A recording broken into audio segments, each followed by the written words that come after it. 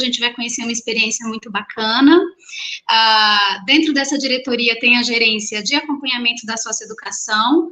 A gente conta aqui com a Dani, que é a nossa gerente, ela vai conversar um pouquinho com vocês. Desejo uma excelente discussão a todos e todas, uma excelente live. Estamos à disposição. Agradeço muito, muito, muito a participação da Dani, a participação do Francisco. É muito importante para nós, Francisco, esses trabalhos que tanto brilham, né? Que tanto nos faz acreditar na perspectiva de uma educação melhor. Então, eu estou muito feliz por esse momento e passo a palavra para vocês, não vou ocupar muito tempo, né, da live. Eu quero muito ouvir você, quero ouvir suas experiências e estou por aqui qualquer coisa. Beijo, Meire. Bem, boa tarde a todos e todas. Eu sou Daniela, atualmente trabalho na gerência de acompanhamento da socioeducação, que, como a Ruth disse, é a gerência responsável pelo acompanhamento da escolarização de adolescentes em cumprimento de medida socioeducativa. E essa live hoje a gente programou para trazer para vocês uma experiência extremamente exitosa do projeto REP, do professor Francisco Celso. Eu vou falar um pouquinho de quem é o Francisco Celso, e aí eu peço licença para ler, gente, porque o currículo dele é extremamente extenso, não tem condições de decorar. Francisco é professor de História da Rede, especialista em educação inclusiva, mediador social, produtor cultural, pesquisador, palestrante e diretor pedagógico da Associação Respeito e Atitude Área, é idealizador de projetos culturais e pedagógicos voltados para o empoderamento da juventude preta, pobre e periférica, ganhador do prêmio Hip Hop Zumbi nos anos de 2011 e 2012, prêmio IFAGé em 2012, prêmio Cultura e Cidadania em 2016, prêmio Itaú Unicef 2017 e 2018, 2020, conquistou o selo de práticas inovadoras nas escolas públicas do Distrito Federal. Prêmio Cultura Brasília 60 anos na categoria Produtor Cultural. É o primeiro professor que tem um perfil no site do projeto Auschwitz, Instituto Auschwitz, desculpa, pela sua história de prevenção de genocídio, entre outras atrocidades de massa.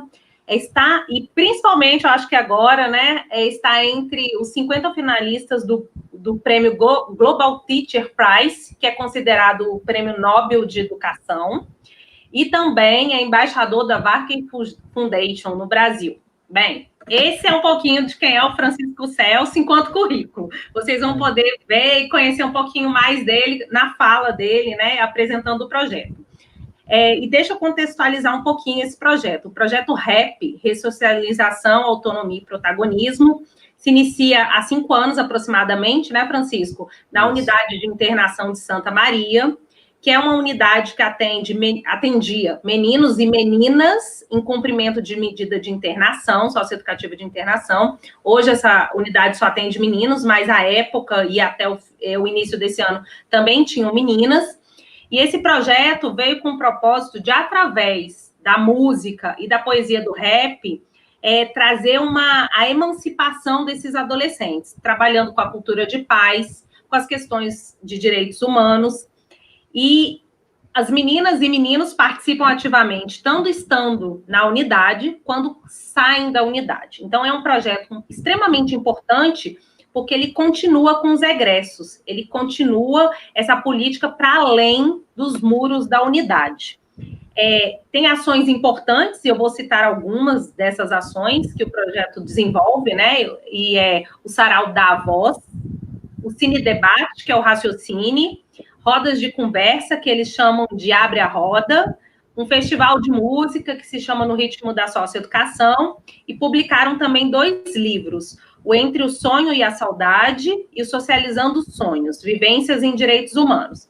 Isso é um pouquinho do que é o projeto. O Francisco vai explicar melhor para vocês, vai falar um pouco mais para vocês, mas desde já eu gostaria de agradecer a presença de cada um e cada uma de vocês nessa live, reafirmando a importância da gente conhecer, da gente qualificar, da gente sempre estar buscando experiências exitosas como a do Francisco para trabalhar com meninos e meninas em medidas socioeducativas, porque a educação é uma grande responsável pela mudança de trajetórias de vida desses meninos e meninas. Através da educação, da escolarização, eles se vinculam e podem escrever uma história bem diferente da que eles levam no início dessa jornada para as unidades. Francisco, com você. Ok. Primeiramente, queria agradecer ao convite, né? Todo mundo que está trabalhando nessa live. Primeiramente a você, Dani, a Ruth, que fez a abertura da live, Murilo, Lucas, o Sérgio, enfim, todo mundo que está aí nos bastidores, não está aparecendo, mas está trabalhando aí para que essa live aconteça. E cumprimentar a todas e todos aí que estão prestigiando essa live, tá? Então, a Dani já me apresentou, né? Me chamo Francisco Celso, atuo no Núcleo de Ensino da Unidade de Internação de Santa Maria desde o ano de 2015, né? E nesse mesmo ano, há 5 anos atrás, a gente começou o projeto RAP, que a sigla RAP, né, em menção mesmo, em alusão ao gênero musical rap, que vem do inglês. A sigla significa, RAP significa Rhythm and Poetry, ritmo e poesia, e a gente ressignificou essa sigla, trazendo para a realidade da socioeducação como sendo ressocialização. Boa tarde, olá, eu sou o professor Luiz. Contar um pouquinho da história de como surgiu o projeto, né?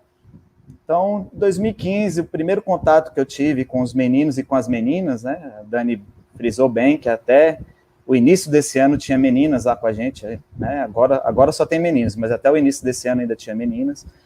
O primeiro contato que eu tive com eles, eu comecei a mapear mesmo a comunidade escolar, aquela comunidade escolar, né?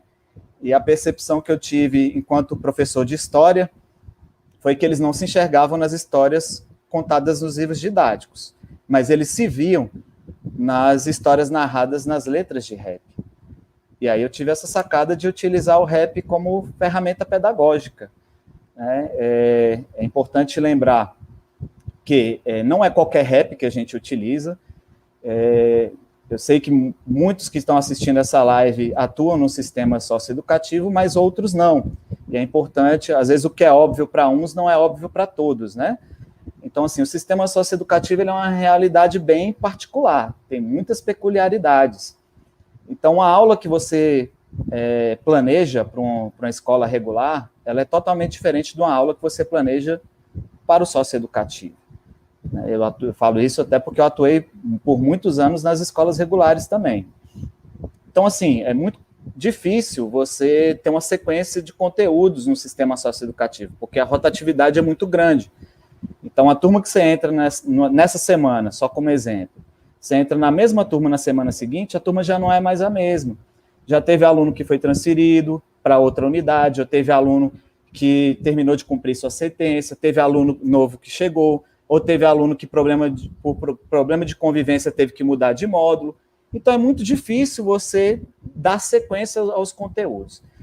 E qual foi minha estratégia? A partir dessa percepção de que eles se identificavam com o rap, eu comecei a utilizar o rap como pretexto para transversalizar os eixos que estão lá no nosso currículo em movimento, né? Que é direitos humanos, diversidade e sustentabilidade. Então, os raps que eu utilizo como pretexto não são qualquer rap, são raps que abordem algum recorte dentro desses eixos transversais, certo? Então, vou só dar alguns exemplos para quem está escutando a gente conseguir visualizar como é que é a nossa metodologia. Então, por exemplo, dentro do recorte da diversidade, né, eu posso, sei lá, pegar o recorte racial. O recorte racial, eu vou utilizar qual rap que eu vou utilizar? Posso utilizar um Negro Drama, dos Racionais MCs, eu posso utilizar uma Carta Mãe África, do GOG, que são raps que abordam essa temática de uma forma muito rica. E eu entendo, inclusive, que por mais que a gente tenha domínio sobre uma determinada temática, que a gente tenha um discurso eloquente sobre essa determinada temática, a linguagem artística, ela toca muito mais as mentes e os corações dos nossos adolescentes do que qualquer discurso eloquente. Então, também foi um pouco dessa sacada, sabe? De tentar atravessar eles ali. E é aquele lance, atravessar eles naquele momento. Porque não adianta você pensar na aula seguinte, que você não sabe se ele vai estar com você na aula seguinte. Então, você precisa pensar em estratégias de atravessar aquele menino, aquela menina, naquele momento. Então, essa foi a estratégia que a gente traçou.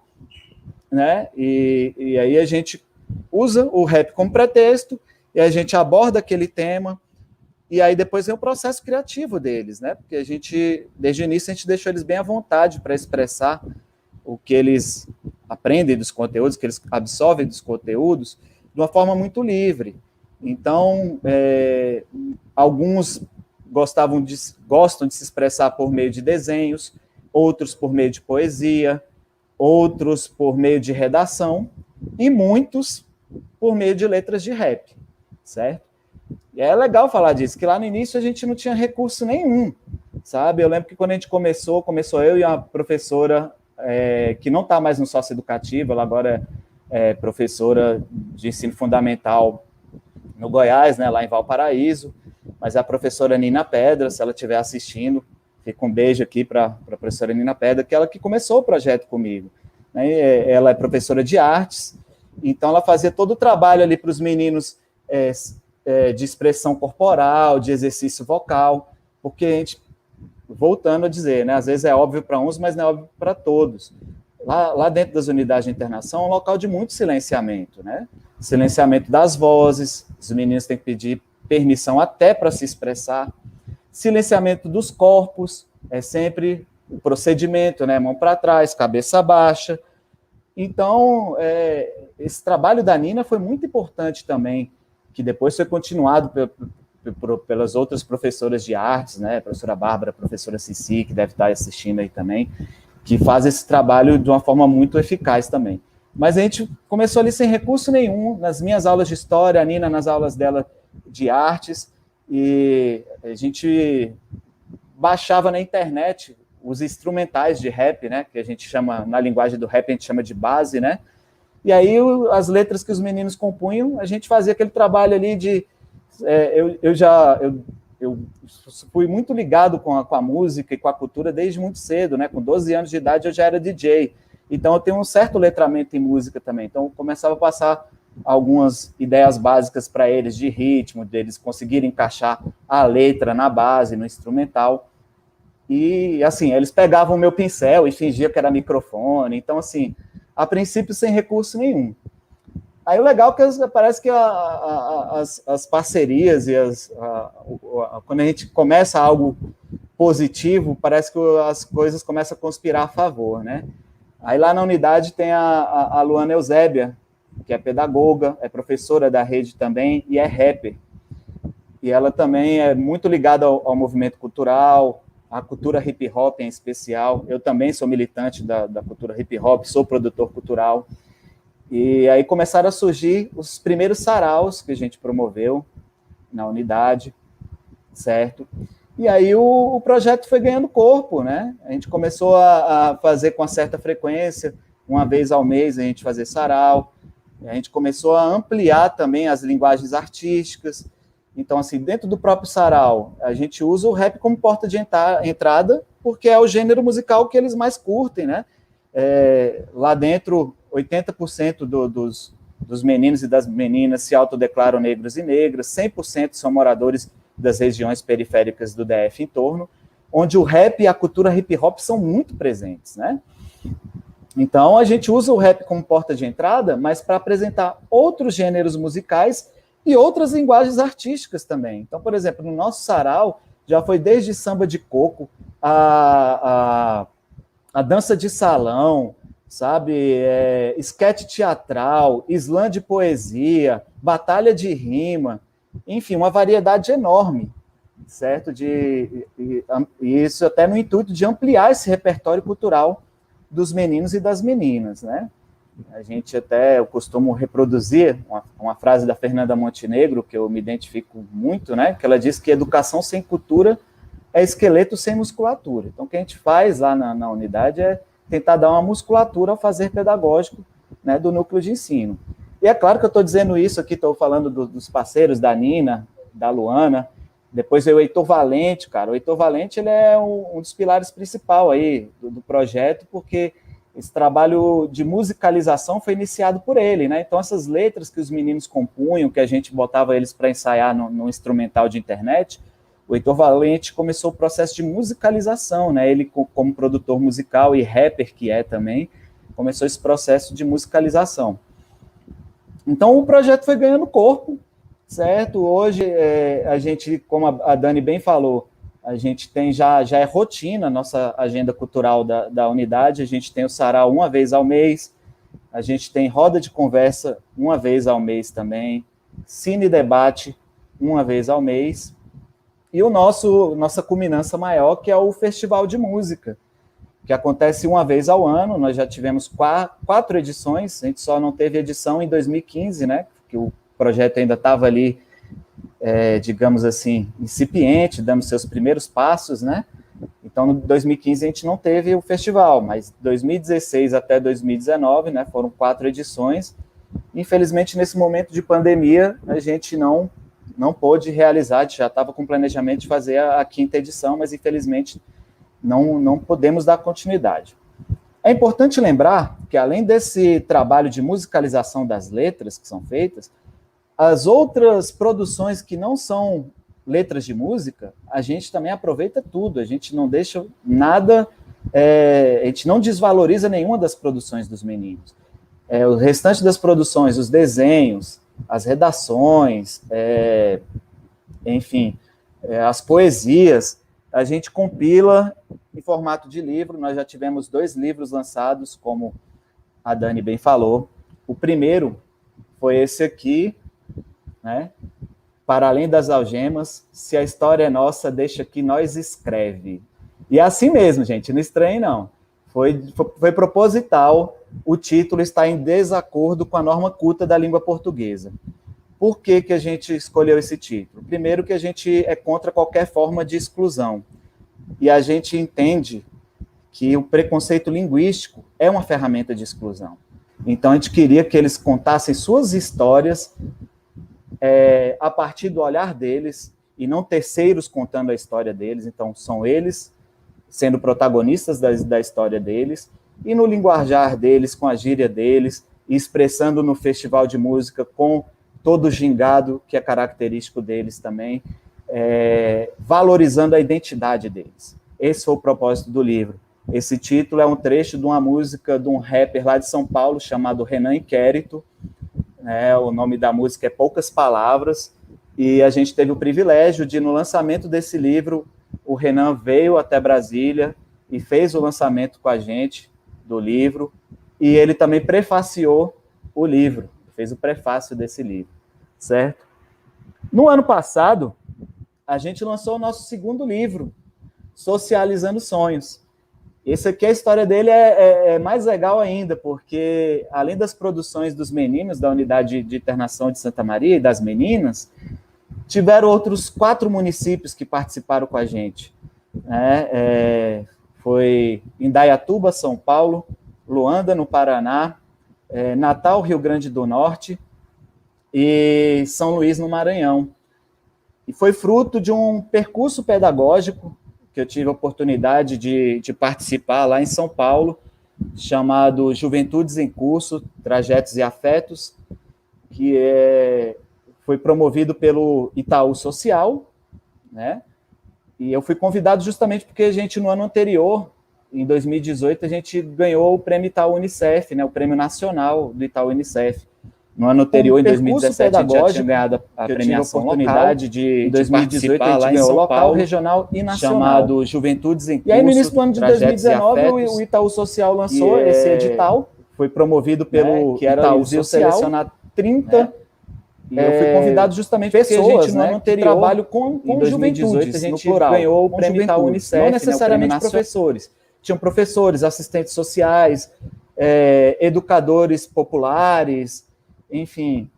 E eu fui selecionado entre esses 30 que foram lá para São Paulo participar desse percurso pedagógico. Que a ideia era dar um aporte financeiro para essas iniciativas. Só que o Itaú não tinha previsto verba para contemplar os 30 projetos que lá estavam. Então, eles dividiram por grupos, e aí a gente teve que criar um projeto, 5 municípios diferentes, criando um projeto único, que foi o Socializando Sonhos, Vivências em Direitos Humanos, que resultou nesse livro, certo? Como isso aconteceu dentro da Unidade de Internação de Santa Maria? a gente envolveu todo o grupo de professores, isso é muito bacana. O projeto REP não é o professor Francisco, isso que fique bem claro. Tudo que acontece lá são várias mãos, certo? Então, assim, a gente depende desde a pessoa que está lá na portaria para receber os convidados para um sarau, a gestão da unidade, a gestão do núcleo de ensino, né, para que as atividades aconteçam, os agentes socioeducativos que deslocam os meninos do módulo para o anfiteatro, que é onde costuma acontecer nossas atividades, e o núcleo de ensino, que se envolve muito nas atividades. Então, assim, a gente dividiu todo o grupo de professores em facilitadores de 5 oficinas que a gente elaborou. Então, tinha oficina de rap, mas tinha oficina de artesanato, tinha oficina de artes plásticas, tinha oficina de produção escrita e tinha oficina de ciências exatas. E é legal que os meninos eles podiam optar, né, qual dessas oficinas eles se identificavam mais, ou transitar também. Teve meninos que às vezes começaram numa, mas terminaram em outra, eles podiam transitar entre essas oficinas. E o resultado foi muito bacana, assim, tivemos... E aí é legal falar isso também, que a culminância foi uma virada político-cultural, que foram 2 dias de virada político-cultural. O primeiro dia, a gente fez uma exposição de todas as produções dos meninos e das meninas, lá no ginásio da UISM. E no segundo dia aconteceu o nosso, né, tão esperado Festival de Música. E é legal falar que essa culminância ela aconteceu nesses 5 municípios simultaneamente. Então, enquanto estava acontecendo a virada político-cultural lá em Santa Maria, estava acontecendo também em Luanda, no Paraná, estava acontecendo em Natal, Rio Grande do Norte, estava acontecendo em Indaiatuba, São Paulo, né, e em São Luís, no Maranhão, simultaneamente, certo? Então, é bacana registrar isso, né? O envolvimento de todo mundo. Eu penso que o projeto ele só é bem sucedido se ele conseguir envolver toda a comunidade escolar, né? O mais complexo é a gente conseguir envolver pais, né? Porque a gente tem poucos contatos que existe meninos que nem recebem visitas, né? E, então, assim, é mais complicado, mas a gente tenta envolver todos os segmentos da unidade de internação no projeto, e acho que é por isso que a gente consegue com que ele seja exitoso e hoje bastante reconhecido. Essa visibilidade também do projeto me orgulha muito, vai muito além dessa questão de receber um troféu ou receber uma premiação, mas de dar uma visibilidade positiva para o sistema socioeducativo, né? Porque o que a gente vê na mídia comercial, geralmente eles só pautam o sistema socioeducativo quando é algo negativo, né? Só quando tem uma tentativa de rebelião, quando tem uma tentativa de fuga, enfim, quando acontece um suicídio, uma tentativa de suicídio também. Então, eles só colocam pautas negativas para a sociedade. Então, se a gente vai conversar com nossos próprios familiares, eles não sabem o que é o sistema socioeducativo, não sabem que lá dentro existe um núcleo de ensino, que eles têm direito à escolarização, porque a educação é um direito fundamental assegurado na nossa Constituição, e eles têm direito à escolarização, e que lá dentro existem profissionais que fazem um trabalho de excelência, né, como o nosso grupo lá da UISM, tenho certeza que nas outras unidades tem excelentes profissionais que eu já tive a oportunidade de trocar figurinhas, então conheço vários grandes profissionais do sistema socioeducativo nas outras unidades de internação, que tem gestores que fazem trabalho de excelência, que tem agentes socioeducativos que fazem trabalho de excelência e, principalmente, que tem meninos e meninas que têm muito potencial. E que, muitas vezes, a gente escuta, né, pessoas reproduzindo, mas a gente sabe que, eu aprendi isso com o nosso amigo Mauro Gleison, né, que quando a gente escuta algo, quem primeiro fala não é a pessoa, quem primeiro fala é a cultura, quem primeiro fala é o senso comum. Então, a gente costuma, né, nós, enquanto sociedade, costumamos reproduzir muitas falas do senso comum, que a gente costuma escutar é que lá dentro só tem garotos e garotas problema. E eu digo, eles não são garotos e garotas problema, são garotos e garotas com muitos problemas. A gente escuta falar que são meninos e meninas violentos e violentas. E eu estou aqui para dizer, não são meninos violentos e nem meninas violentas, mas são, sim, meninos e meninas que sofreram várias formas de violência desde os primeiros anos de vida. Em especial, o que a gente chama na mediação social de violência estrutural, que é a violência promovida pelo próprio Estado, que é a ausência ou precarização na oferta dos serviços e direitos fundamentais, que são educação, saúde, saneamento básico, cultura, lazer, esporte, enfim, moradia, trabalho, renda. Então, quando você tem todos esses direitos negados, né, você acaba que os convites das esquinas da vida acabam sendo tentadores, certo? Então, quando você cresce num contexto de violência, de negação de direitos, você aprende a dar como resposta somente a violência também, que você cresceu nesse contexto. Então, a gente precisa reverter isso. É claro que isso é um papel, uma função maior, né, uma função do Estado, isso tem que ser política de Estado, não vou nem falar política de governo, tem que ser política de Estado, garantir os direitos fundamentais que estão lá na nossa Constituição, mas a gente tenta fazer esse trabalho de formiguinha, né? De tapar os buracos que são deixados aí e retirar as pedrinhas que tem no meio do caminho, né? Como diz o poeta Sérgio Vaz, nós que trabalhamos na socioeducação somos verdadeiros colecionadores de pedra, né? Só tirando as pedrinhas do caminho e tentando seguir em frente.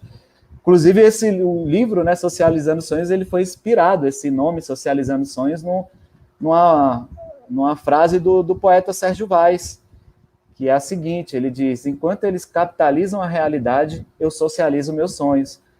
Então, o que a gente está tentando fazer é isso, é socializar os nossos sonhos enquanto educadores e os sonhos dos meninos e das meninas, que é importante dizer isso também. No primeiro ano de atuação nosso, a maioria do grupo de professores lá da UISM, eles chegaram no ano de 2015. Alguns chegaram um pouquinho antes, no ano de 2014, mas a grande maioria chegou no ano de 2015. E a gente, no primeiro contato que a gente teve com eles, a gente perguntou quais eram os sonhos deles. E foi muito frustrante para a gente, porque a gente percebeu que eles tinham perdido a capacidade de sonhar. Eu até me emociono um pouco quando eu falo disso. Eles tinham perdido a capacidade de sonhar.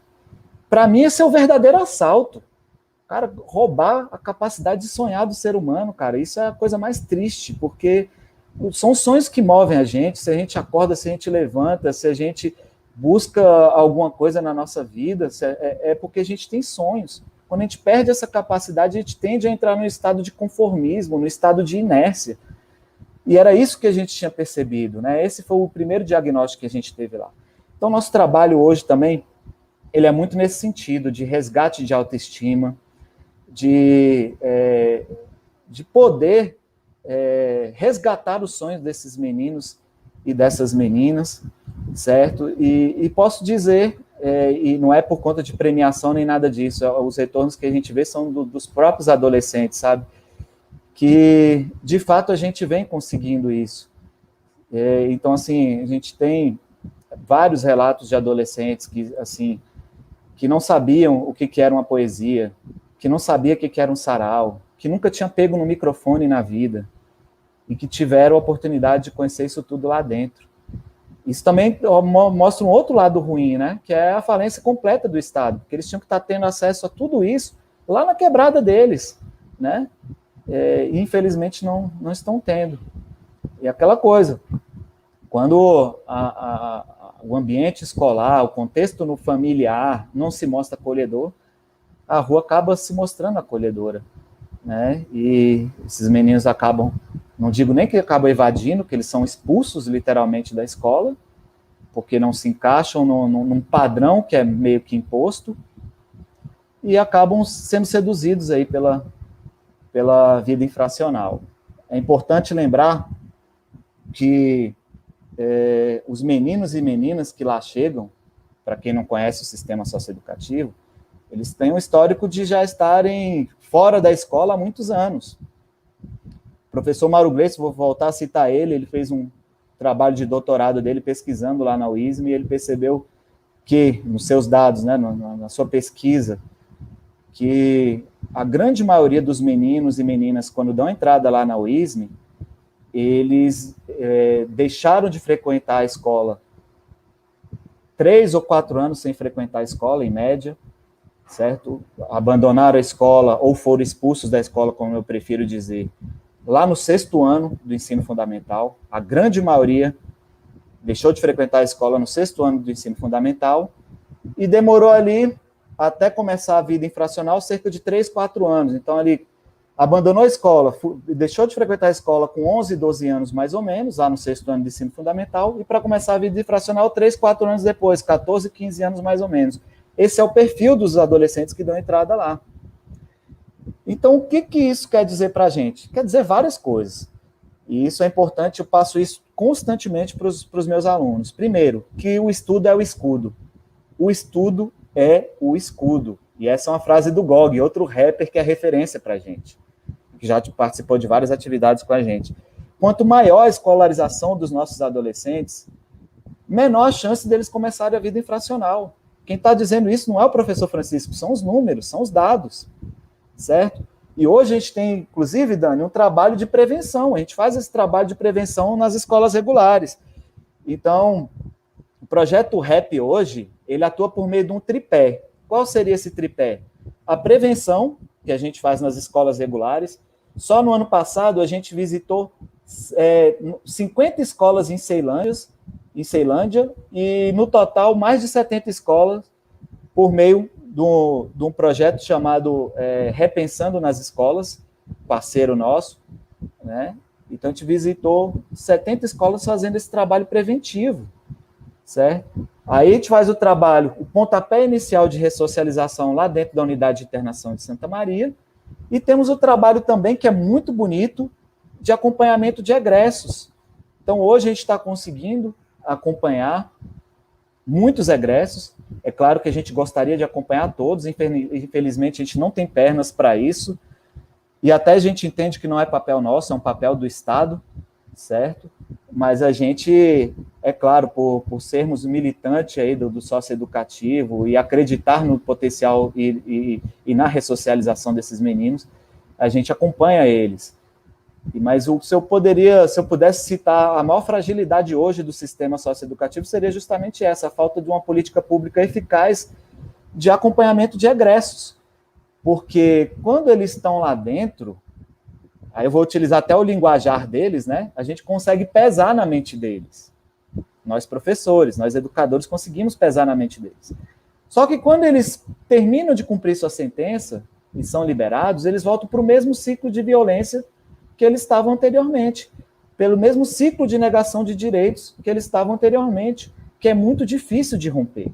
Então, se a gente não tiver uma política pública eficaz de acompanhamento de egresso, o risco deles reincidirem no ato infracional é muito grande.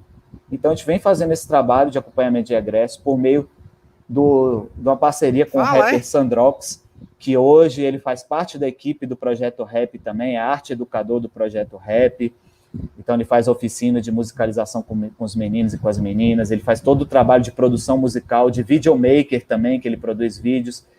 Então, os meninos que começam o projeto lá com a gente, que é atendido pela gente lá dentro da unidade no projeto, quando eles são liberados, a gente continua acompanhando eles aqui fora, a gente grava eles, faz um material audiovisual que é postado no YouTube. Vocês vão ter a oportunidade, quem está assistindo a live, vou deixar o endereço do canal para vocês conferirem depois. Então, para eles se inserirem nessa cena do movimento hip hop e do rap do DF, para eles terem que, olha, eu sou rapper, eu tenho material, olha, eu tenho letra de música publicada em livro, eu tenho música gravada, eu tenho clipe no YouTube, e dar esse pontapé inicial. E com isso a gente vem conseguindo colocar eles na cena. Então, temos vários egressos que já participaram de slam de poesia, de batalha de rima, de saraus, de simpósios, de seminários e até mesmo de campanhas publicitárias. Ano passado, por exemplo, o Conselho Federal de Química convidou a gente para fazer a campanha em homenagem aos 150 anos da tabela periódica. A gente musicalizou uma letra chamada Rímica, que é rap com química, e a gente fez a campanha, que foi publicada em rede nacional, né, nas redes do Conselho Federal de Química. Então, assim, a gente está conseguindo inserir esses adolescentes, né, os regressos, em toda essa cena. Então, no ano passado também, no segundo Simpósio Nacional em Socioeducação, o sarau de abertura, a gente conseguiu que os meninos participassem, os meninos que eu falo, os internos mesmo, a gente conseguiu a liberação, eles foram lá, fizeram a abertura, participaram do sarau, alguns egressos também cantaram na abertura, eles fizeram apresentações também na Procuradoria-Geral da República. Então, assim, a gente está conseguindo colocar eles nessa cena, e o mais legal disso tudo, que a gente não sabe, né? A gente sabe que a vida da música é complicado, pode ser que vire a carreira, pode ser que não vire, mas o mais importante de tudo é estar colocando eles próximo de referências positivas, e eles sendo referência positiva também, isso é o mais bacana, porque esses egressos, eles estão tendo a oportunidade de retornar na unidade, mas não mais como interno, mas sim como um jovem que está em processo de ressocialização e sendo referência para outros que estão ainda cumprindo medida, e indo mostrar sua arte, mostrar sua música, cantar para os outros, ou recitar poesia, seja lá o que for, mas mostrar sua arte. Então, isso é muito bacana também, a gente começa a virar um ciclo virtuoso, digamos assim, né? E legal que hoje a gente consegue, por meio das premiações que a gente vem recebendo, remunerar esses meninos e meninas também. Então, quando eles vão lá se apresentar, eles recebem um cachezinho. Os artistas que antes se apresentavam no sarau de forma voluntária, hoje a gente consegue pagar um cachê, remunerar eles também, certo? Então, assim, o importante também das premiações, para além de dar essa visibilidade positiva, é dar esse aporte para potencializar ainda mais nossas ações. Então, todas aquelas dificuldades que a gente teve lá atrás de não ter recursos, né? Que eu te falei, Dani, que estava lá baixando instrumental na internet, os meninos pegando meu pincel para fingir que era microfone, hoje a gente não tem mais, a gente tem toda uma estrutura que a gente adquiriu por meio do recurso dessas premiações, então a gente tem todo um equipamento de som profissional, né? A gente tem equipamento de discotecagem profissional também, temos um equipamento, não é profissional, mas é semi-profissional de captação de vídeo, né, tanto fotografia como vídeo, captação de imagem, no caso, né? Então, a gente conseguiu estruturar o núcleo de ensino também, certo? Então, assim, cada sala de aula hoje no núcleo de ensino tem um televisor, e compramos computadores também para equipar tanto a sala dos professores como a sala administrativa, tudo isso fruto das premiações.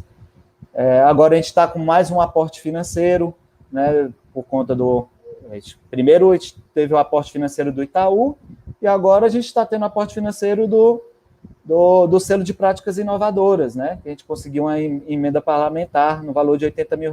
Então, dá para a gente planejar pelo menos mais um ano de atividades.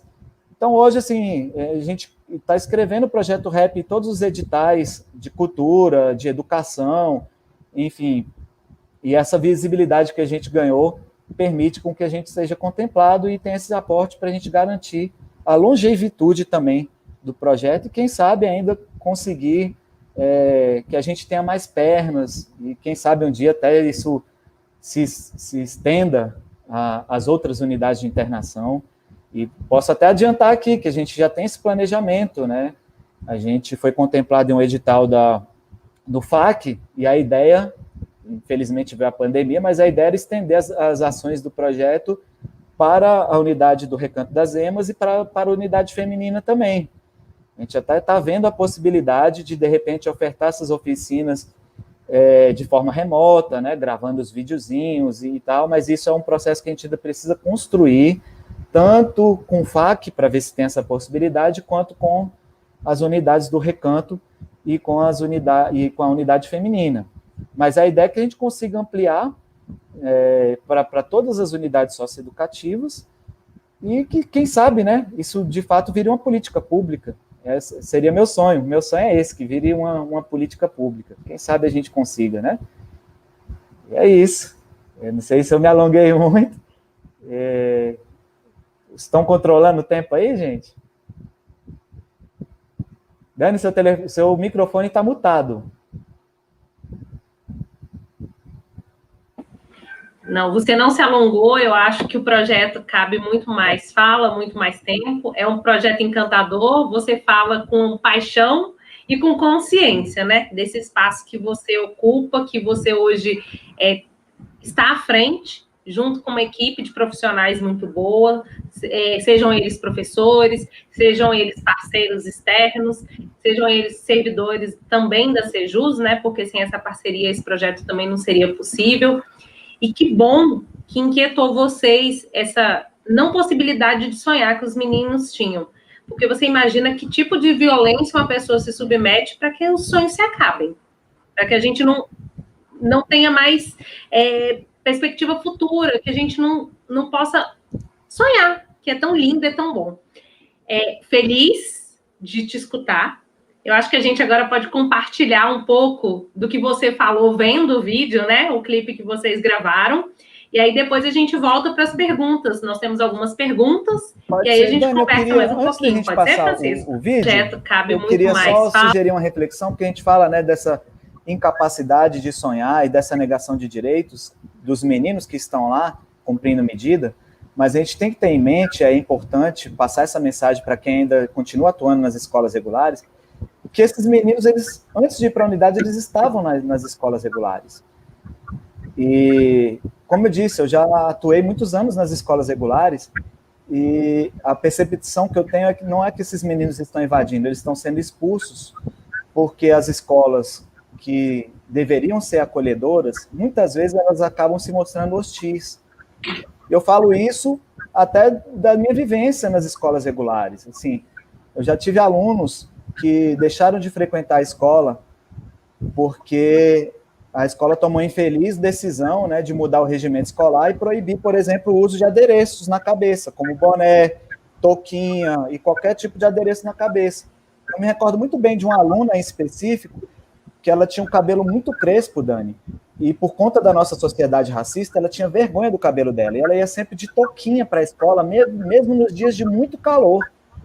Então, no dia que a escola tomou essa infeliz decisão, ela deixou de frequentar a escola. E eu não tive mais notícia dela. Ela pode ter sido mais uma, que de repente foi tentada pelos convites das esquinas da vida, sabe? E a gente sabe que isso acontece com um jovem que é homoafetivo, a gente sabe que isso acontece com um jovem que professa uma fé de religião africana e vai com seu cordãozinho com os continhos e tal. A gente sabe que isso acontece. Então, nós, enquanto comunidade escolar, nós professores, nós gestores, nós estudantes, servidores da limpeza, da cozinha, da portaria, nós temos que assumir o compromisso de tornar o ambiente escolar cada vez mais acolhedor, cada dia mais acolhedor, porque tenho certeza que no dia que esses meninos e essas meninas tiverem todos os seus direitos fundamentais garantidos e condições materiais para se manterem, e a escola for um ambiente acolhedor, porque a gente percebe nisso também neles, que por mais que a escola, sim, tem alguns defeitos, as escolas têm defeitos, eles ainda enxergam uma luz no fim do túnel, eles enxergam que a educação ainda é o caminho que pode possibilitar uma transformação para eles. Mas se esse ambiente que eles enxergam como a luz no fim do túnel, se ele começa a se tornar hostil, essa luz no fim do túnel ela acaba sendo apagada. E aí o problema é que quando a escola, a família não acolhe, a rua acolhe, porque a rua não quer saber de que forma você está vestido, não quer saber se você usa boné, não quer saber se você é tatuado, não quer saber suas condições materiais, eles querem simplesmente recrutar. E eles acolhem muito bem, eles sabem como acolher um jovem fragilizado. E a gente precisa tomar como desafio. E aí eu estou me colocando nisso, gente, não entendam mal minha fala, não é falando mal de escola A, B e C, eu estou falando do desafio que toda a comunidade escolar tem que assumir, de cada um fazer sua parte para tornar o ambiente cada vez mais acolhedor.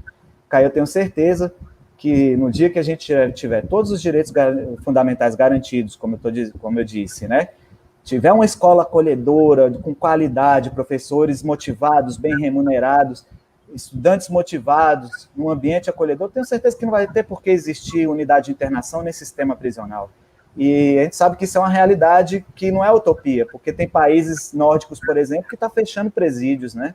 Suécia, Noruega, a Holanda, estão fechando presídios. Então, por que a gente não pode pensar nisso para cá? Estamos distantes disso? Estamos, muito distantes. Mas tenho certeza que cada um fizer a nossa parte, a gente, como diz, né? Se a gente não conseguir alcançar a utopia, quanto mais próximo a gente estiver dela, mais moderna vai ser a nossa sociedade.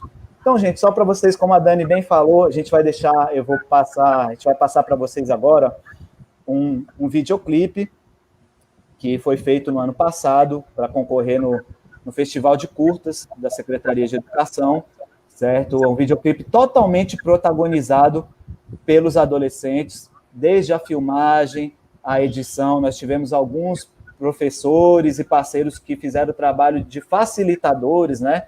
Para ministrar oficina de edição, para fazer oficina de produção musical, enfim.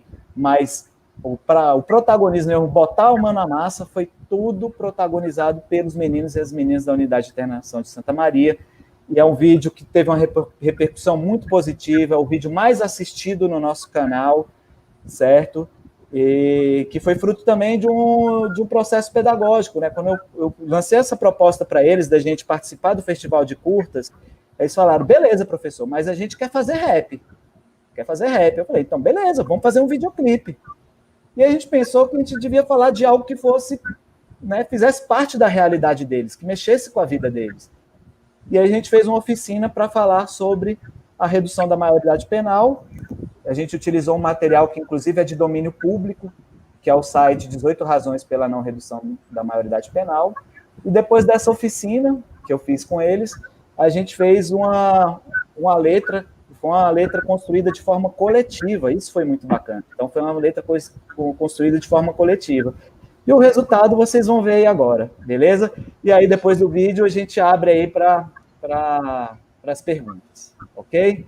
Pode rodar o vídeo aí, gente.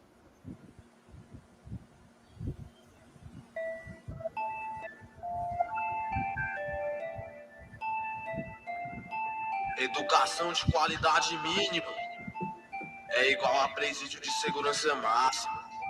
Sérgio Vaz, 18 razões. Pega a visão. Você não pode me ver, mas pode me escutar. Então preste atenção no que eu tenho pra falar. Diminui maioridade, não é a solução. 18 razões pela não redução. Você não pode me ver, mas pode me escutar. Então preste atenção no que eu tenho pra falar. Diminui maioridade, não é a solução. 18 razões pela não redução. Aos 12 anos respondo pelos meus atos. Cometi um erro e fui responsabilizado. Cumprindo minha sentença, unidade de internação. Esse papo de igualdade sei que não existe não. O ECA com medida socioeducativa. Unidade de internação te oferece vida bandida. O ambiente deveria ser de reeducação, mas a estrutura que eu vejo mais parece uma prisão. Querem mudar as leis, mas não cumpre as que existem. Vamos cobrar do Estado e de todos que se omite. Diminui maioridade, não reduz a violência. O que vai acontecer é triplicar a residência. O sistema prisional já é superlotado. Somos o terceiro país com mais encarcerados. São mais de 500 mil na escola do crime, que não recupera ninguém, só maltrata e oprime. Eu vejo muito passando no balanço geral. Quem tem menor apreendido no centro da capital. Menos de 1% estão na vida bandida, contrariando o que diz programa sensacionalista. Não podemos fazer a exceção virar regra. Pra dar ibope pro Datena e pro DF além. Tratar o efeito e não a causa é uma contradição. Mais direito, menos grátis, essa é a solução.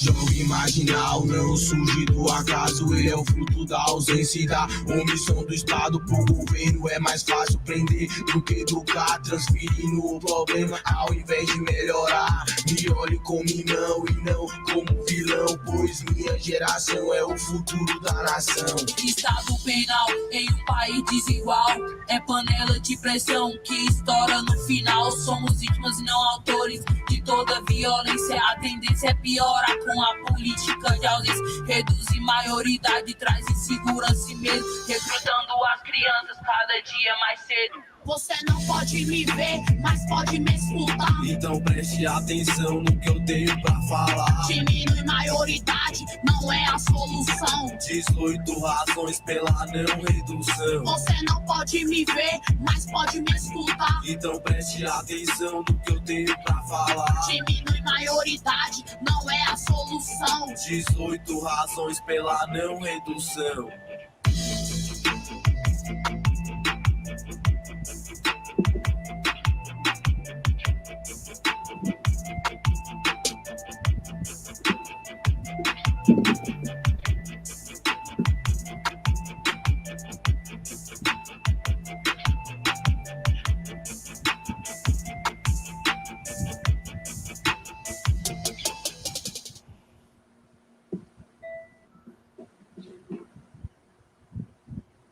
Bem, depois do vídeo a gente volta, né? Eu sou suspeita para falar porque eu adoro esse clipe. Eu também estava lá no dia que ele foi gravado.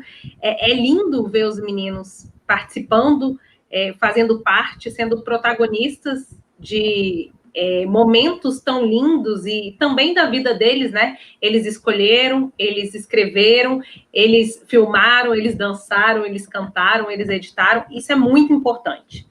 E aí, Francisco, eu retomo um pouquinho da sua fala antes do clipe para falar dessas questões de violências estruturais que os meninos estão submetidos e que fazem eles chegarem nessas unidades. E uma das perguntas que aqui fizeram para a gente é se as escolas, as nossas escolas, estivessem fazendo o papel delas enquanto transformador de realidade injustas, será que esses meninos chegariam nas unidades? Então, eu vou... vai fazer o bloco de perguntas? Você quer que eu faça bloco ou você quer que eu vá... Eu acho que eu vou fazer essa e depois eu faço outras. Tá, então vou tentar responder essa primeiro. Então, assim, eu vou utilizar o nosso, pelo menos para mim, né, maior educador, maior referência, que é o Paulo Freire, né, que se a educação por si só não transforma o mundo, sem ela tampouco o mundo muda, né. Então, assim, eu creio que é o pilar principal, sim. A educação ele é o principal pilar, não é o único. Enquanto esses meninos e essas meninas não tiverem condições materiais para se manterem de forma digna, né, de terem seus direitos fundamentais assegurados, saúde, alimentação, emprego, renda, né? Enquanto a geladeira estiver vazia, a despensa estiver vazia, não tem jeito, cara. Aí até a escola fica fragilizada, porque a melhor matéria vai ser a merenda. O menino vai para lá só para merendar, sabe? Então, e aí eu não estou julgando, porque saco vazio não para em pé, não vai ter poder de concentração mínima, ele vai estar lá na sua aula, mas ele vai estar esperando o horário do lanche. Então, assim, enquanto esses meninos não tiverem condições materiais para se manterem, né, dificilmente a gente transforma alguma coisa. Agora, sim, a educação, enquanto pilar principal, ela deve ser valorizada. Infelizmente, nesses 520 anos de história oficial do Brasil, né, a educação nunca foi prioridade. Né? A gente vê que qualquer escola regular, se você pedir para um aluno dizer qual profissão ele quer ser, poucos vão levantar a mão querendo dizer que são professores, porque, infelizmente, o status social do professor está muito aquém do que deveria. A gente deveria estar no topo, né, do status social aí, se é para existir pirâmide nisso, se fosse para existir pirâmide, a gente tinha que estar no topo e não na base dessa pirâmide, porque nós formamos todos os outros profissionais. Enfim, mas infelizmente a gente sabe que na prática aqui no Brasil isso não acontece, né?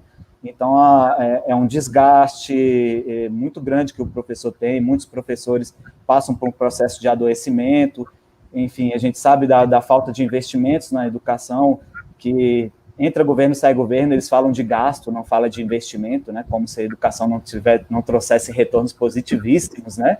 A gente tem países aí que se recuperaram em pós-guerra investindo na educação, mas a gente tem a mente tão colonizada que a gente copia tudo que é de fora e a gente só copia os piores exemplos, né, de fora.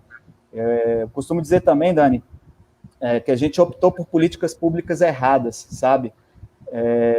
Década de 90, estou falando na questão da segurança pública mesmo, na década de 90 a gente optou pela tolerância zero, né? Copiando o modelo estadunidense, que era aquela, vamos encarcerar, na menor infração a gente encarcera, que vai dar uma sensação de segurança para a sociedade.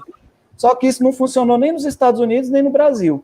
Tanto é que a situação de violência é muito grande nos dois países e a população carcerária, os Estados Unidos e o Brasil estão entre as 3 maiores populações carcerárias do mundo e não conseguiu resolver a questão da segurança pública e trazer uma sensação de segurança para suas populações.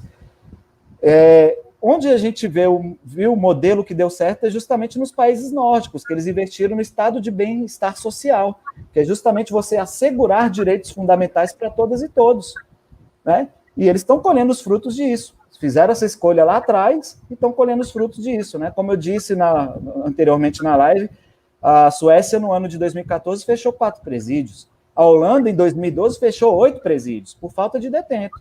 Eles têm a fórmula mágica da paz? Não. Eles só souberam direcionar suas políticas públicas, investindo no estado de bem-estar social. Aí o jovem tem saúde de qualidade, educação de qualidade. Quando chega na adolescência, consegue um emprego com a renda satisfatória para atender suas necessidades. Dificilmente esse adolescente vai ser tentado pela vida infracional, quando ele tem todos os direitos assegurados, né? Agora, infelizmente, aqui no Brasil, esses direitos eles são privilégios de poucos, né? E muitos ficam excluídos, na situação de marginalização, de estar à margem dessas políticas públicas, e não do marginal, como é colocado socialmente, né, visão negativa, mas de estar à margem dessas políticas públicas. E aí, resgatando o que você falou naquela hora, na pesquisa do Mauro, ele ainda coloca a escola como um fator de segurança e proteção, né? Porque a gente sabe que os meninos e meninas que permanecem na escola, são acolhidos pela escola e conseguem chegar no ensino médio, é um índice baixíssimo de meninos que vai cometer um ato infracional já estando no ensino médio. Então, se a escola consegue manter esse vínculo e essa permanência, ela também consegue fazer essa prevenção e não permitir que esses meninos sejam acolhidos pela rua, como você também falou, né? Como a gente está chegando no limite do nosso tempo, vou passar para as próximas perguntas, tá? Beleza, vou tentar ser mais breve na resposta. As pessoas pediram para você falar para a gente um pouquinho quais seriam os raps do cenário do DF que você indicaria para que eles trabalhassem pedagogicamente. Quem são essas pessoas, como é que você utiliza o trabalho deles, e que você também, eu acho que aí você pode explicar também um pouquinho rápido, quando você fala você escolheu alguns raps, né, você não usou todos os raps, vocês fizeram uma seleção de raps, e aí eu acho que você pode falar um pouquinho dessa interface da educação com a segurança numa unidade, que talvez para algumas pessoas que não estejam em unidade, não compreendam por que às vezes a gente escolhe algumas coisas em detrimento de outras, porque a gente faz algumas ações pedagógicas e não outras. E aí, pedindo só para você, desculpa, mas ser um pouquinho breve, porque a gente tem ainda umas 2 perguntinhas aqui. Mas vai aí.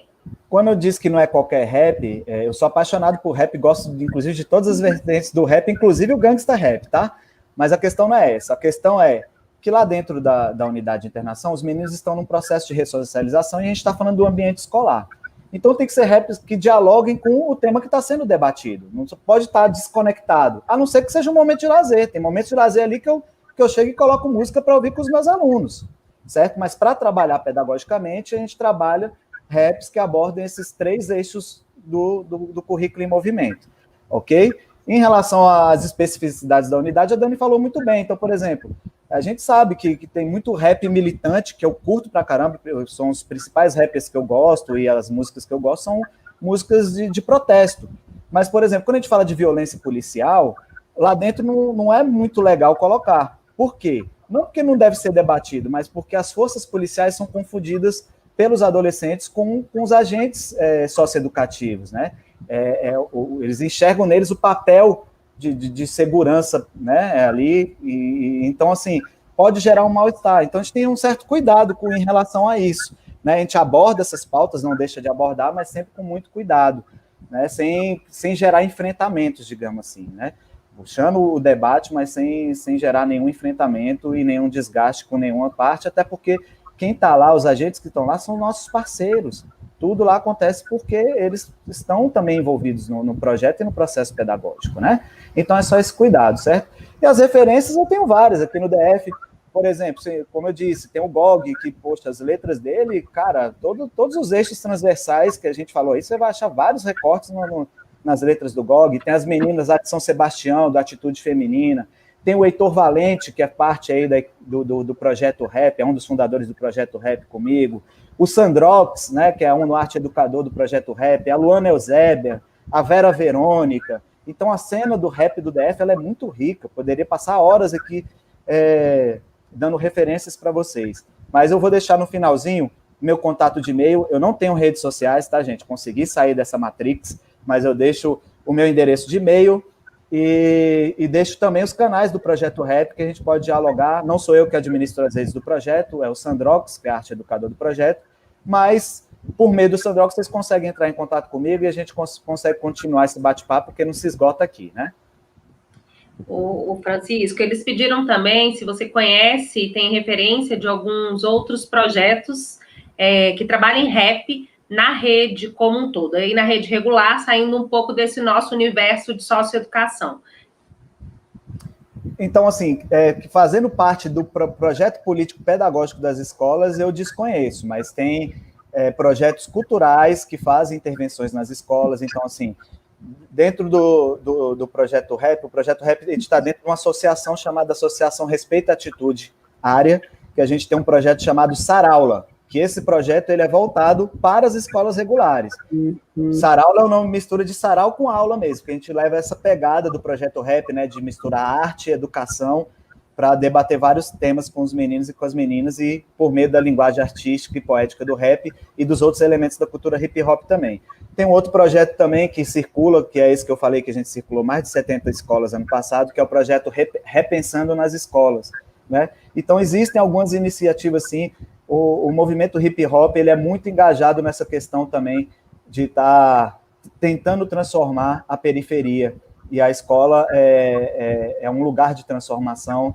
E então tem muitos rappers que estão desenvolvendo projetos via FAC, né, o Fundo de Amparo à Cultura, para serem aplicados e executados nas unidades escolares.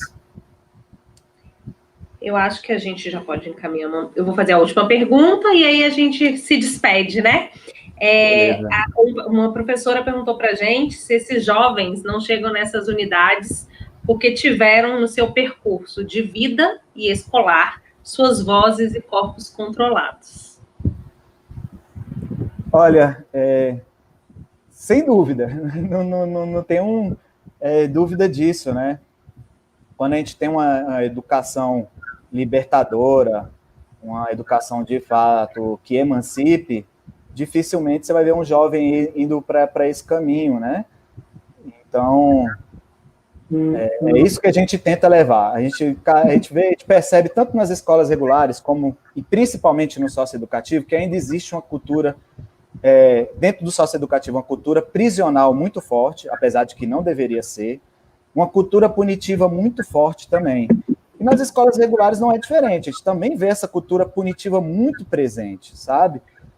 E eu não acredito, né? Não sou o dono da verdade, não quero entrar em polêmica aqui, mas eu não acredito nessa abordagem da punição. Eu acredito na abordagem da horizontalização das relações, certo? De deixar com que as vozes desses meninos sejam escutadas, que eles se sintam partícipes da escola. Assim eles começam a ter, inclusive, mais carinho pela escola, mais zelo, começam a cuidar melhor da escola. Então, acredito nisso, acredito que disciplina não é obediência, como vem sendo pregado, principalmente com esse processo de militarização das escolas, né? Disciplina é projeto comum, é você construir junto traçar junto com os meninos e com as meninas os objetivos e os caminhos para atingir esses objetivos. Isso é disciplina, é projeto comum. Eu costumo fazer a alusão, né, fazer aí o paralelo de disciplina com dieta. O que é você ter disciplina com a sua dieta? Você ir lá no seu nutrólogo, no seu nutricionista, e você construir junto com ele um plano alimentar que você acredita que aquilo é bom para você. Então, você é convencido de que aquilo é bom para você. Então, você tem disciplina com aquilo. É diferente de obediência. Obediência é quando o seu pai te obriga a comer brócolis e você odeia brócolis, mas você obedece porque você está com medo da punição. Você está com medo, você não foi convencido de que aquilo é bom. Você está com medo da punição, está com medo de apanhar, está com medo de um castigo. Então, a obediência e a disciplina são coisas completamente diferentes. E com esse debate da militarização das escolas, as pessoas estão confundindo obediência com disciplina. E eu não acredito na pedagogia da obediência. Eu acredito, sim, na pedagogia da disciplina, mas nessa disciplina de horizontalização das relações, de construção de projeto comum. Né? É isso que eu acredito. Francisco, eu vou começar, né? A gente tem que terminar, infelizmente. Já estamos, assim, no nosso limite de tempo. Eu peço que você se despeça e depois eu volto, eu falo mais um pouquinho com você. Tranquilo, então, Dani.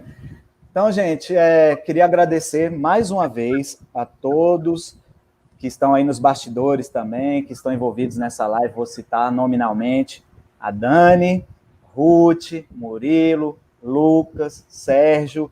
Se esqueci de alguém, pode me chamar, pode colocar aqui no chat, que eu faço questão de parabenizar todos. Agradecer o convite. O José, estava esquecendo do José, bem lembrado. Agradecer muito o convite. Agradecer a todos e todas que tiveram a paciência em mais de 1 hora de live, então que estão aí, conseguiram me aturar aí esse tempo todo. Enfim, como eu disse, o papo ele não se encerra por aqui, né? O tema não se esgota aqui, a gente pode continuar debatendo. Então, eu vou falar de forma bem pausada para quem quiser anotar meu endereço de e-mail, tá? Mas é facinho. Projeto Rap UISME, que é a Unidade de Internação de Santa Maria, @gmail.com. Vou repetir. Projeto Rap UISME, @gmail.com. O videoclipe que vocês assistiram e várias outras produções dos meninos e as meninas e várias lives, enfim, vários materiais vocês vão encontrar no nosso canal no YouTube. Só pesquisar aí Projeto Rap DF, vocês vão encontrar nosso canal no YouTube. E vocês podem nos achar também nas redes sociais, tá bom? @Projeto Rap DF. Só pesquisar que a gente tem página no Twitter, no Instagram, no Facebook. E tem o site da nossa associação Respeito e Atitude, que é www.areadf.com. Repetindo, www.areadf.com. Beleza? Então, sintam-se abraçados, espero que vocês, todos que estejam assistindo, estejam bem. Está vivendo um momento muito difícil para todo mundo, e para quem está lá, os meninos que estão no socioeducativo ainda mais, que estão, inclusive, sem receber visita, então a gente sabe que é um local de muito sofrimento, que tem muita tentativa de suicídio, muita automutilação. Então, não sei se eu vou ter a oportunidade de passar essa live para eles depois, mas eu deixo meu abraço carinhoso aí para todos e todas que estão em privação de liberdade também. E é isso. Beijão, Dani.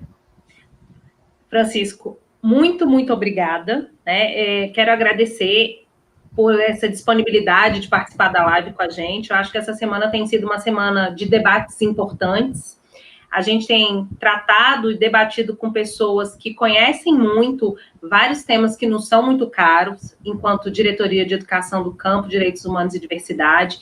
A gente inicia a semana trabalhando com garantias de direitos, a gente teve um recorte étnico-racial, falamos sobre questão de gênero, população indígena. Ontem as meninas fizeram uma apresentação lindíssima sobre educação em e na diversidade, que foi linda.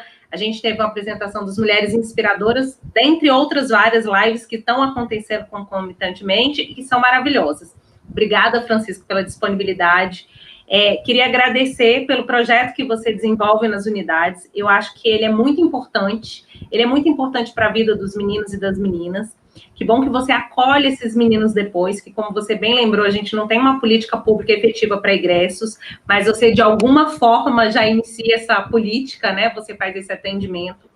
Que bom que a gente pode contar com pessoas que entendem que os meninos precisam ter aprendizagens significativas, que precisam ser ouvidos e que precisam ser protagonistas da sua própria história. E é isso que eles fazem a partir do Projeto Rap. Quero agradecer a cada um e cada uma de vocês que está assistindo a gente. Foi uma hora de conversa, né? Uma hora de aprendizagem. Obrigada a todos e todas. Coloco também a gerência de acompanhamento da socioeducação à disposição. Se precisarem da gente, se tiverem dúvidas, se quiserem conversar, estamos à disposição para o que vocês precisarem.